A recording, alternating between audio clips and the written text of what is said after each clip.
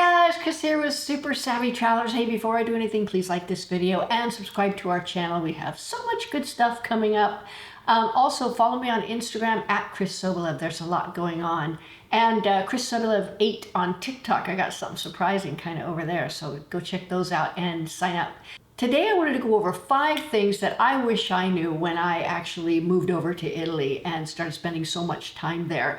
They're a little surprising, and I think you're going to find them a little surprising. The first thing that you probably don't know is you don't need an Italian bank account if you're moving to Italy, or you're buying a house or you're buying furniture. You don't need an Italian bank account at all. So what do we do instead? We use Wise, and Wise used to be TransferWise, and it's an international online banking company, and everybody uses online bank transfers nowadays. You can buy your car with it. You can actually, it's the best way to buy a house, to use an online wire transfer service like Wise. Now, another thing you might not know about Wise is you can get an ATM card. So you've got all your banking needs in this international thing that actually, changes over your money into euros and everything else. It's all a one-stop shop, and we found that the fees and everything else are pretty acceptable. So we like Wise for that reason. And again, if you're going to buy a house or furniture or something like that, 9 times out of 10, you're going to have to wire transfer the money into the notaio's dedicated account or to the seller if you're paying a deposit. So that's the first thing. The second is speed cameras and multas. Multas are fines or fees or whatever for speeding, for driving where you shouldn't drive, for, looking the wrong way. I don't know what all else, but the first year in Italy that we were actually there, it was just a tempest, just a firestorm of multas, because there's speed cameras everywhere. And they're not like police sitting out there so you can see them. No, they're speed cameras, and they are very seriously enforced. So of course, our first year there, we had a red car, and we, didn't notice them or whatever. And even like 1 or 2 miles over the speed limit, you get a multa. And I'll tell you, it was getting embarrassing because the postman comes up. And, the postman comes up and he goes, "Yeah, I have something for you," very stern. I'm like, "Oh," and he goes, "It's a multa."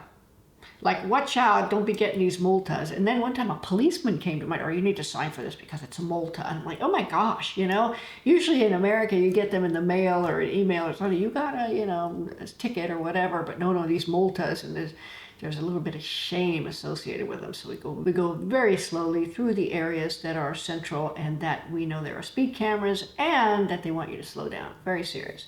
Now, the third thing is tea with fish, okay? Tea with fish. One time I took clients out and I took Antonello out with us. And I love Antonello because I always learn so much from him. He's our architect up there in Santa Domenica. And so we go out, we had a wonderful lunch with a bunch of clients. I invited a bunch of clients, and then I invited Antonello and some other people. And we were all eating away at this seafood restaurant down there in Scalea. And one of my clients ordered an iced tea, and he had it with his lunch, and we're like, yeah, we don't think anything of it, And Antonello stops me as we're going out. He goes, "This person, they had tea with fish," and he was shuddering, like, "Oh." I'm like, really? I wonder how many times I had tea with fish and didn't think about it.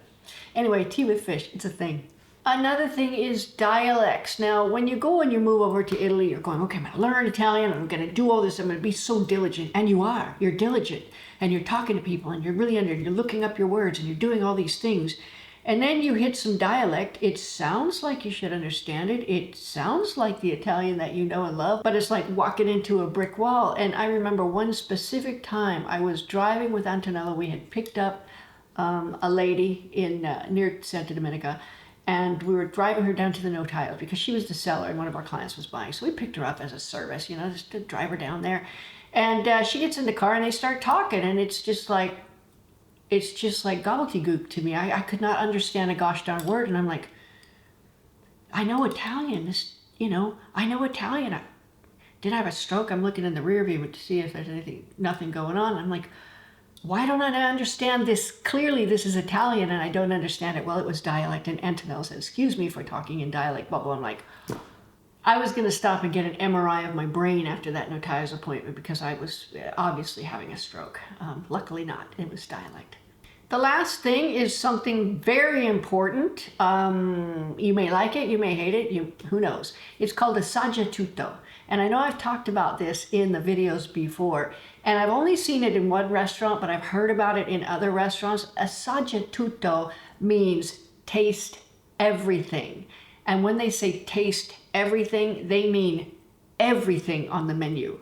The plates come out and they keep coming out, and you're just eating and eating and eating, and you're getting more and more full and more panicked, and really, it's crazy. I mean, this one time we went out again with Antonella. I love dining with this guy because he's so funny.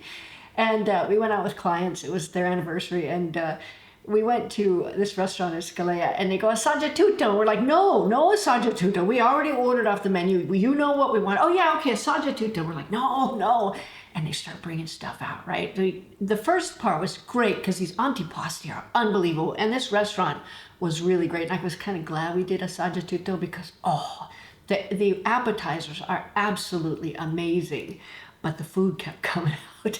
And finally, everybody had, all these appetizers and then this big pasta dish. And we're all just sitting there. And somebody comes out with a plate of a bunch of fried anchovies or whatever. And Antonello slams his hand down and he goes, basta, no more food. He sends the waiter off.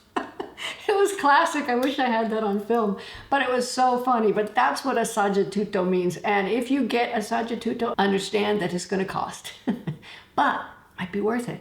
Just fast before you go. Enjoy everything as much as you can. And something you might want to do is Assaggia Tutto solo gli antipasti. For me, the antipasti all over Italy are the best part of the meal. And if I could have one big meal that's all antipasti, great.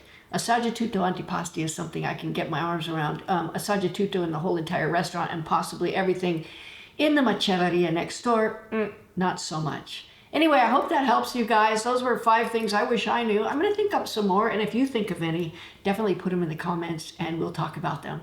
See you soon, guys.